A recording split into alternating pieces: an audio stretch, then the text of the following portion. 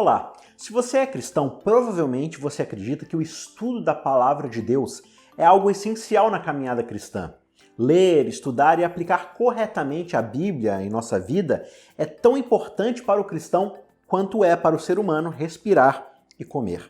Ainda assim, a Bíblia é um livro desafiador, pois possui milhares de anos de distância entre nós e os autores originais da Bíblia, além de uma linguagem muitas vezes complicada de se entender e de se interpretar. É justamente pensando nisso que a equipe do Cristãos Cansados e do Contra a Cultura resolveu fazer um curso todo especial e completo para ajudar você nessa jornada. Este curso está em desenvolvimento e será lançado tão logo fique pronto, mas para que você fique por dentro de todas as novidades e acompanhe o lançamento, faça agora mesmo seu pré-cadastro acessando o site queroentenderabiblia.com.br. Tudo junto, sem acento, queroentenderabiblia.com.br. Muito fácil, né? Através desse curso, você irá descobrir ferramentas adequadas para tirar o máximo de proveito do seu estudo. Você vai aprender a lidar com dicionários, comentários bíblicos, concordâncias, léxicos, várias ferramentas que vão te ajudar muito nessa jornada. Você também vai conhecer os vários estilos literários que compõem a Bíblia e aprender a estudar cada um deles de forma única. Além disso, você vai aprender a reconhecer o contexto e o ponto central de cada passagem ou capítulo bíblico e aprender a aplicá-lo corretamente. Você vai adquirir a habilidade de ler o texto bíblico de uma forma atenta, de uma forma significativa, buscando a realidade histórica, os padrões geográficos, temporais, sociais, seus personagens, a intenção do autor, tudo isso para que você possa encontrar o significado real que de fato vai te transformar à medida que você vai lendo a palavra de Deus. Você também vai aprender a evitar os perigos da interpretação equivocada da Bíblia e de usar presunções, ou seja, de projetar no texto aquilo que ele não diz. Você vai se tornar consistente na sua leitura bíblica como um todo e vai evitar a seletividade de apenas buscar aqueles textos bíblicos que comprovam o que você já acredita. E se você deseja também, você vai aprender a produzir sermões poderosos e também estudos bíblicos baseados em um estudo contundente e coerente da palavra de Deus.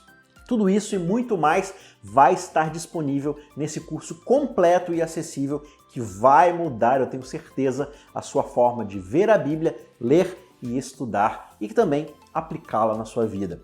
Não perca tempo e faça agora mesmo seu pré-cadastro. Ao fazê-lo, você vai receber imediatamente um e-book gratuito já com dicas de como estudar a Bíblia. E você vai ser adicionado agora mesmo em uma lista de transmissão que vai enviar periodicamente outros materiais, dicas de leitura e finalmente, quando o curso estiver pronto, você vai ser o primeiro a saber. Então não perca tempo, acesse queroentenderabiblia.com.br, coloque lá seu nome, seu e-mail, seu WhatsApp e você vai fazer a pré-inscrição para receber todo esse material quando ele estiver pronto. Beleza? Eu te espero lá, fique com Deus e até mais. Em 3, 2, 1, gravando. Começando mais um Contra a Cultura, chegando diretamente para você pela Rádio Novo Tempo. É sempre um prazer ter a sua companhia aqui no programa para a gente poder estudar e discutir juntos os grandes temas da Palavra de Deus. Estamos numa temporada, início de temporada ainda, uma temporada fantástica, 15ª série que a gente está fazendo aqui no Contra a Cultura, que é a série sobre interpretação bíblica, que se chama Criaturas da Palavra, como interpretar a Bíblia, como abordar a Palavra de Deus. E eu tenho certeza que vai ser uma bênção na sua vida estudar essa lição, acompanhar essa série, porque não existe nada que seja mais transformador pelo trabalho do Espírito de Deus, que é a palavra dele na nossa vida, quando nós, de fato, de forma séria, de forma profunda, abordamos a palavra de Deus para aprender a sua vontade e transformar a nossa vida. Mais uma vez aqui com a gente para discutir esse episódio está Vanédia Cândido, diretamente de João Pessoa, na Paraíba. E aí, Vanédia, tudo bem? Tudo bom, Isaac? Tudo bom, pessoal? Prazer estar aqui de novo. Prazer é sempre nosso. E fazendo a sua estreia conosco aqui no programa, também de João Pessoa, está o mestre Bruno Ribeiro, mestre em comunicação, está estudando também filosofia no doutorado. Bruno, seja bem-vindo ao nosso humilde programa. Prazer estar aqui com vocês e espero contribuir aí. Muito bom, o Bruno é um cara muito estudioso aí também, uma das maiores mentes que eu conheço e um dos menores corpos que eu conheço também. Esse é o Bruno Ribeiro. Criaturas da Palavra é a nossa 15ª temporada aqui do Contra a Cultura e chegamos então ao 4º episódio, o episódio que vai se chamar Quem é que manda em casa? Qual é a autoridade que de fato define sua vida, que orienta os caminhos, os passos que você toma? Não só dentro da igreja, nas coisas, né, doutrinárias da igreja, mas muitas vezes a gente faz essa divisão, né? Não, tem as coisas espirituais, as coisas lá da igreja, nessas coisas a Bíblia é a religião que manda. Mas muitas vezes na minha vida existem outras autoridades, outros vieses, outras fontes que vão me ajudar a determinar que passos eu vou tomar. E às vezes a gente deixa, nas coisas que importam muito nas decisões que a gente toma, a gente deixa a Bíblia, a vontade, a palavra de Deus de lado. Então a gente vai conversar um pouco sobre isso. Antes da gente entrar no assunto, quero te convidar mais uma vez para acessar youtube.com/cristãoscansados. Lá você tem acesso às imagens deste episódio, se você não está assistindo a gente agora, né? Se você está ouvindo pela rádio ou pelo podcast. Inclusive os links do podcast também estão lá, então basta você acessar e você vai encontrar muitos outros materiais lá também. Mais uma vez eu quero te lembrar que nós estamos fazendo um anúncio especial aqui, que é o anúncio do curso bíblico de como interpretar a Bíblia do Contra a Cultura. Você pode acessar o site queroentenderabiblia.com.br, tudo junto aí, sem nenhum acento, queroentenderabiblia.com.br. Lá você vai assistir um videozinho para entender como vai ser o curso e você vai deixar seus dados lá para fazer um pré-cadastro. Quando o curso for estrear, você vai ser o primeiro a saber. Beleza? Vamos então para o nosso estudo, 4º episódio, Quem é que manda em casa? Ô Bruno, lá no capítulo 8 de Isaías, né, que é o verso-chave aqui que o guia de estudo traz pra gente, no verso 8, é um verso muito conhecido aí dos cristãos, especialmente dos adventistas, que é: a lei é o testemunho. Se alguém não falar de acordo com essas palavras, é porque não existe luz neles, é porque eles não fazem parte da alva ali. Ou seja, se alguém não falar pela Bíblia, pela palavra, pelo testemunho profético, não existe autoridade nessa pessoa. Aí eu queria te perguntar uma coisa. Existe algum outro tipo de informação autoritativa na nossa vida? Algumas outras informações, alguns outros critérios, tipo ciência, cultura, tradição? Existem outras coisas que dão rumo à nossa vida? Ou eu tenho que jogar tudo isso fora e ficar somente com a Bíblia? Então a Bíblia tem que ser minha fonte de ciência, de tradição, de cultura. Existe alguma conciliação nisso ou são coisas antagônicas? Como é que eu concilio a ideia de que eu tenho a palavra de Deus como fonte autoritativa da minha vida, mas ao mesmo tempo eu vivo num mundo onde tem história, cultura, arte, várias outras coisas que competem por essa atenção? Dentro da ordem da criação de Deus, ele colocou várias autoridades. Então, por exemplo, os pais são autoridades para os filhos. Em Romanos, no capítulo 13, o apóstolo Paulo pede para a gente se sujeitar à autoridade, nesse caso, fazendo uma aplicação aqui, à autoridade do Estado. Dentro da ordem da criação, não é tudo uma grande bagunça, não, né? Existem várias esferas, existem vários campos, e para cada campo você tem uma autoridade específica. Então, aqui em casa há uma autoridade, numa sala de aula há uma autoridade.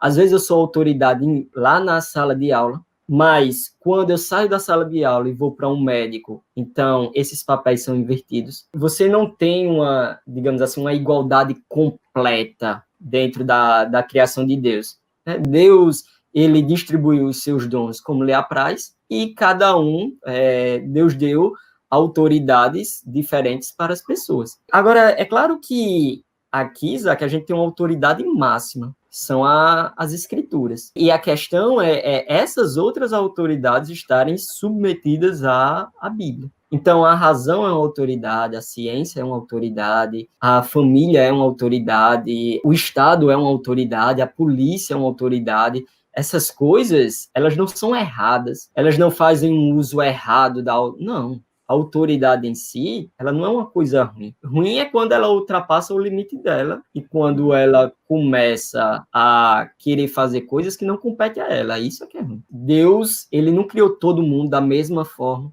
com o mesmo potencial, com as mesmas capacidades. Deus não fez isso. E como Deus não fez isso, nós cristãos, até seguindo Romanos 13, a gente deve se sujeitar a toda a autoridade dentro da ordem da criação de Deus. Ô, Vaned, no episódio que vem, né, no 5º episódio, a gente vai falar um pouco mais sobre a ideia da sola escritura, né? Os grandes reformadores da história do cristianismo, né, eles trabalharam muito com esse ponto do sola escritura, somente a escritura. Como é que é possível conciliar? Como é que esses homens, né, como Lutero, Zwinglio, Calvino, vários desses homens históricos aí dentro do cristianismo, como é que eles viam essa ideia do sola escritura e como é que eles harmonizavam isso com política, com sociedade? Primeiro que sola escritura não significa nuda escritura, que é um outro conceito que alguns puritanos defenderam, né?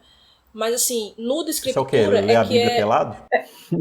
Basicamente é somente a Bíblia no sentido de que não tem nenhuma autoridade, né? Você pode até ler pelado, desde que você tenha essa ideia em mente que as pessoas que pensavam que você não deveria ter nenhuma autoridade. Nenhum adorno em volta da Bíblia, tipo isso, né? Isso. Esses caras que defendiam nuda escritura são diferentes de quem defende sola escritura. Sola escritura é eu crer que a Bíblia é o fundamento de toda fé, né? É o termo de toda polêmica. Então, assim, essas outras coisas, outras autoridades, por exemplo, a tradição, os reformadores seguiam a tradição dos pais da igreja. A gente muitas vezes segue tradições que foram colocadas pelos reformadores, pelos pioneiros da nossa igreja. Isso não é errado. A questão é quando essas autoridades rivalizam com a escritura. Quando a gente tenta colocar essas coisas no mesmo patamar ou acima da escritura. Então, por exemplo, Wesley, não que ele formulou isso, né, conscientemente, mas depois os estudiosos dos seus escritos formularam assim um quadrilátero wesleyano. E é legal a gente entender como Wesley pensava, porque nós temos uma herança muito grande dos metodistas, né? E Wesley, posterior à morte dele, o movimento metodista se apropriou das ideias de Wesley. Ellen White, inclusive, era metodista, né? Então, grande parte daquilo que nós pensamos como adventistas hoje veio dos metodistas. Não foi coisa que caiu do céu, assim. Então, Wesley tinha 4 autoridades, né, que ele falava, que era, basicamente, a própria escritura, a tradição, a experiência e a criação. Então, todas essas coisas podem ser autoridades, mas a questão é que elas estão subordinadas à escritura. Então, assim, elas nos ajudam a entender a escritura. Eu pego, por exemplo, uma descoberta arqueológica, isso vai me ajudar a entender a escritura, mas eu não devo submeter a Bíblia a essas coisas. Então, eu pegar assim, uma descoberta científica, eu dizer, agora eu creio que a Bíblia é correta, é verdade, porque a ciência descobriu tal e tal coisa. Não, isso aí já é eu colocar a ciência, né, a autoridade da ciência, que é uma autoridade válida, legítima, acima da autoridade da escritura. Eu penso assim porque eu sempre pensei assim, sempre me ensinaram assim. Então eu coloco a tradição acima da autoridade da escritura. Foi basicamente o que os fariseus fizeram, né, nos tempos de Jesus. E Jesus reprovou eles. Quando você vai lá para Marcos 7, ele, em diálogo com os fariseus, ele disse, olha, vocês jeitosamente rejeitam as escrituras e guardam mandamentos que são preceitos de homens.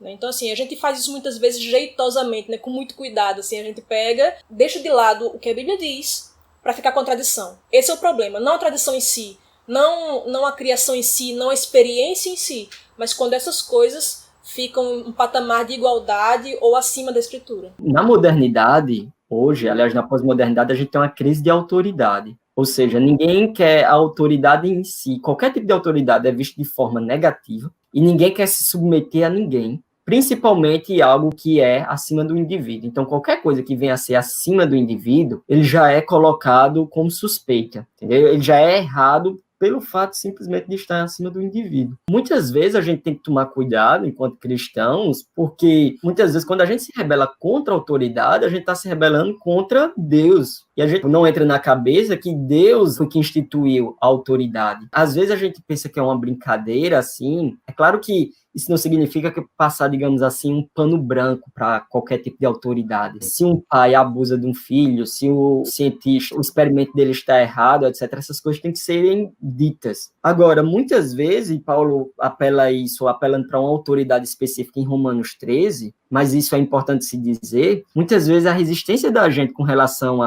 ao que a ciência diz, ao que os nossos pais dizem, ao que a lei diz, etc., é uma rebelião contra todo e qualquer tipo de autoridade, entendeu? A gente não suporta a ideia de autoridade. O cara, muitas vezes, ele está questionando, sei lá, terra plana. E a gente pode achar que isso é bobinho, etc. É porque ele gosta de teorias da conspiração, etc. Mas muitas vezes, por trás disso, tem uma resistência à autoridade, entendeu? E assim, a autoridade, ela tá errada e eu tô certo.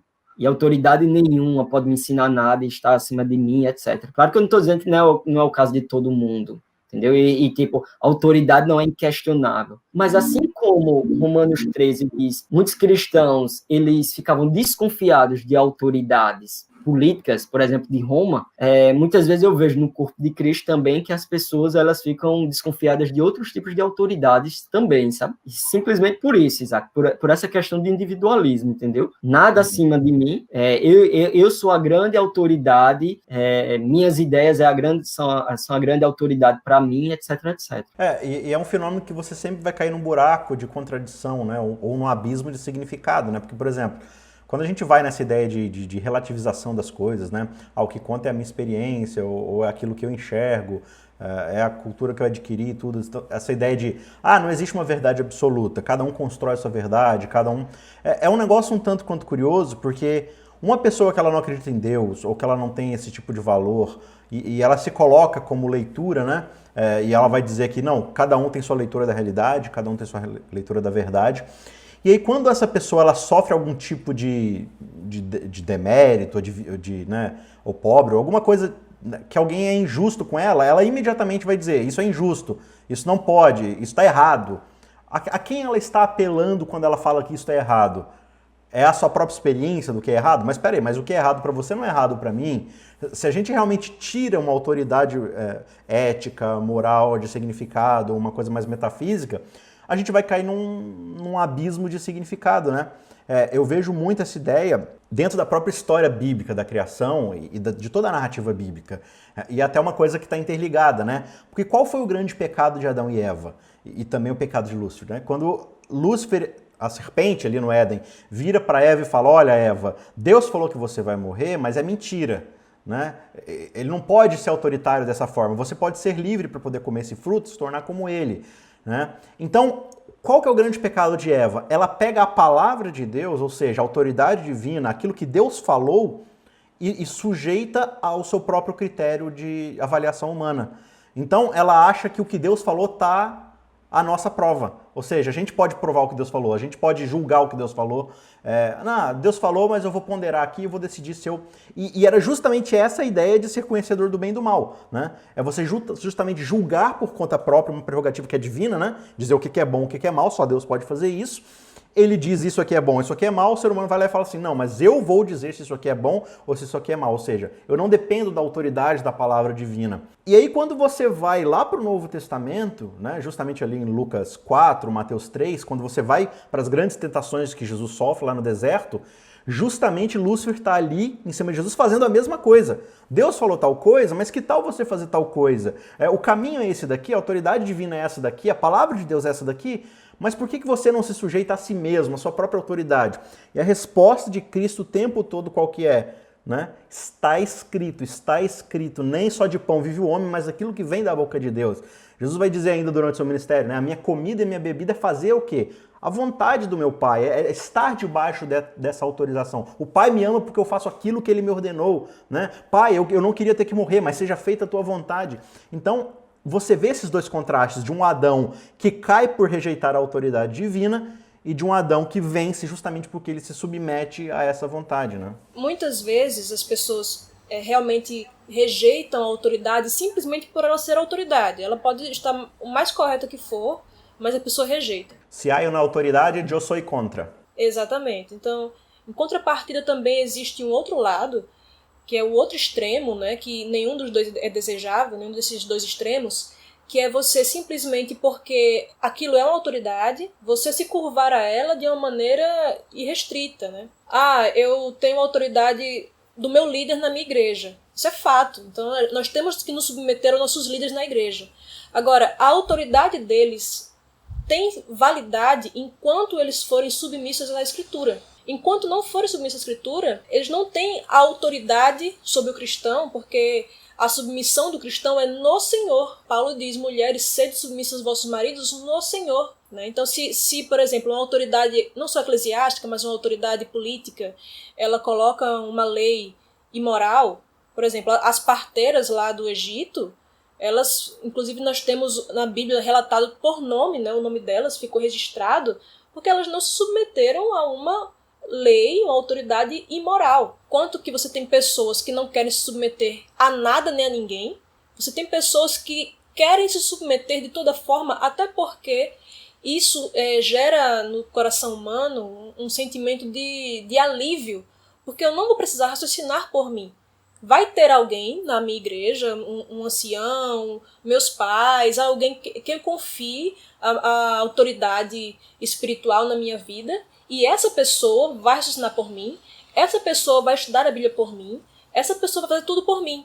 Né? Então eu não preciso mais ler a Bíblia, não preciso mais... Ou então, quando eu leio a Bíblia, eu leio em submissão, em sujeição a tudo o que essa pessoa disser, não deixando a Bíblia falar por si. Né? São dois perigos que a gente corre hoje. Né? Quando a gente estuda a Bíblia de uma forma mais geral, a gente vai perceber que existe a revelação clara, divina de Deus na sua palavra, ou seja, desde lá do Pentateuco, passando pelos livros poéticos, históricos, né, os livros de sapiência, e aí indo ali para o Novo Testamento, ali para as biografias, as cartas e tudo mais. Mas ao mesmo tempo, os próprios autores bíblicos, como Paulo, eles trabalham com a ideia de que Deus ele se revela num espectro muito mais amplo do que simplesmente a palavra de Deus, a Bíblia, né? Lá no capítulo 1 ele vai falar da natureza, da história e tudo mais.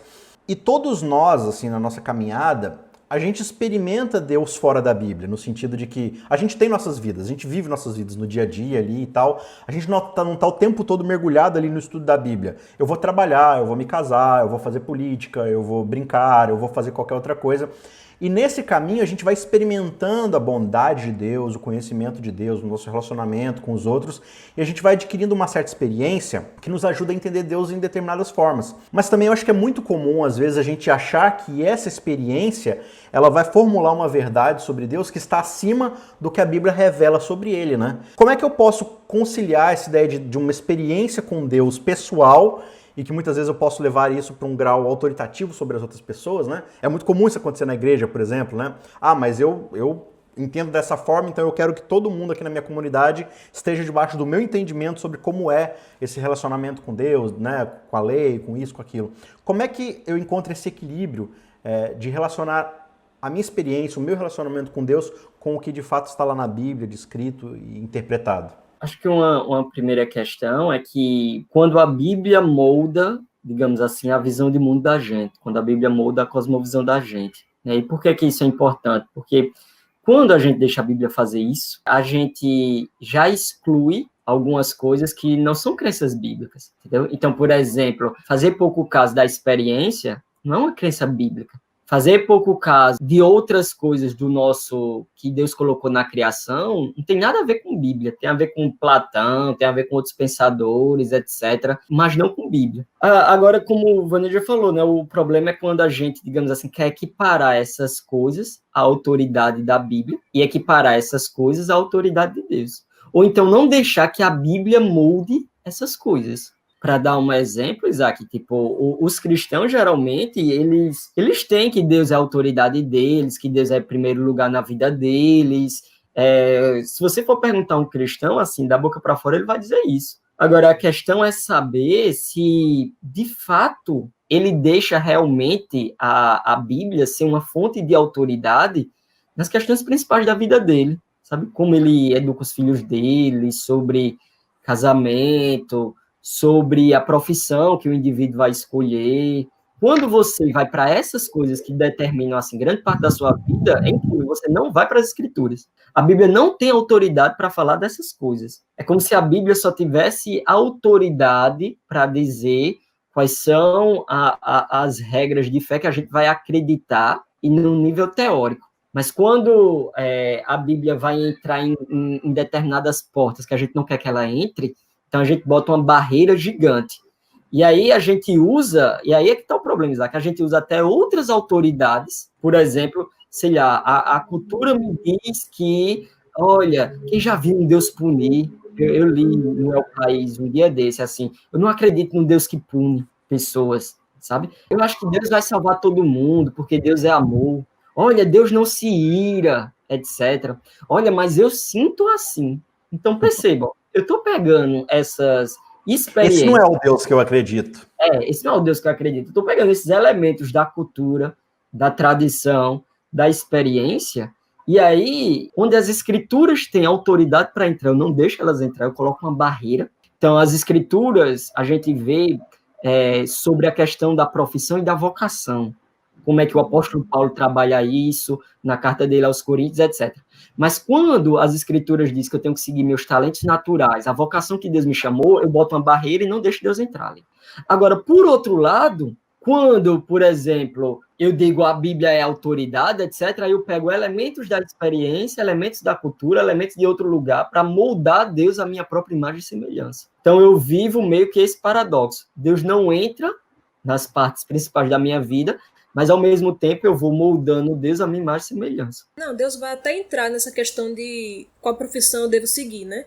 Mas é no sentido de que, peraí, qual profissão eu tenho que escolher para não me dar mal lá na frente? Para eu ter uma boa condição financeira e tudo. Então, assim, a gente usa a Bíblia mais como um horóscopo, né? Como um oráculo que eu vou consultar, assim.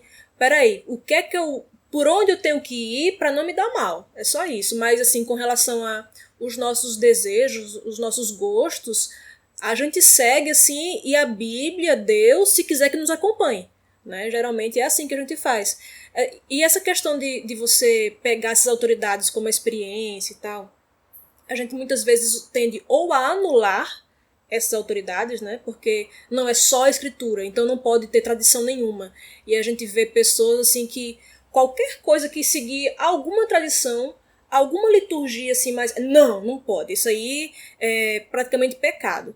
Aí eu tenho que ficar completamente à deriva de qualquer coisa, eu não posso me enraizar em nada. Isso posteriormente vai gerar um efeito colateral que é pessoas totalmente assim, sem raiz em nada. E a gente cansa de viver sem raiz em nada, né? Um niilismo comunitário tradicional sim, ali, né? Sim.